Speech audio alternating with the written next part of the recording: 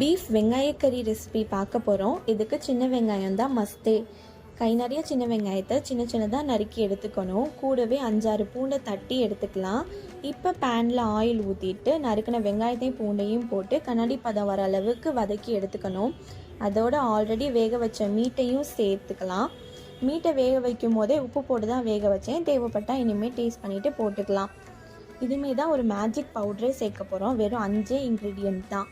மிளகு, சீரகம், வரமிளகா, மல்லி, கூடவே கொஞ்சோண்டு சோம்பு. இதை வறுத்து அரைச்சிக்கணும். இதை வீடியோ எடுக்க மறந்துட்டேன், ஆனால் என்னென்னு ஸ்க்ரீனில் காமிச்சிருக்கேன், அதை போட்டுக்கோங்க. வாட்டரி கன்சிஸ்டன்சியாக வேணும் அப்படின்னா அப்படியே கொஞ்சம் பவுடரை போட்டுட்டு பெரட்டிட்டு எடுத்துக்கலாம். இல்லை கிரேவி மாதிரி கொஞ்சம் திக்காக வேணும் அப்படின்னா கொஞ்சம் தண்ணிலாம் வற்ற விட்டுட்டு மேலே கொத்தமல்லி கடைசியாக போட்டு இறக்கணுன்னா டேஸ்டான பீஃப் வெங்காயக்கறி ரெடி. இதை சகருக்கு நீங்கள் வச்சு சாப்பிட்டிங்கன்னா சாப்பாடு நல்லா உள்ளே இறங்கும் கைஸ். டாட்டா.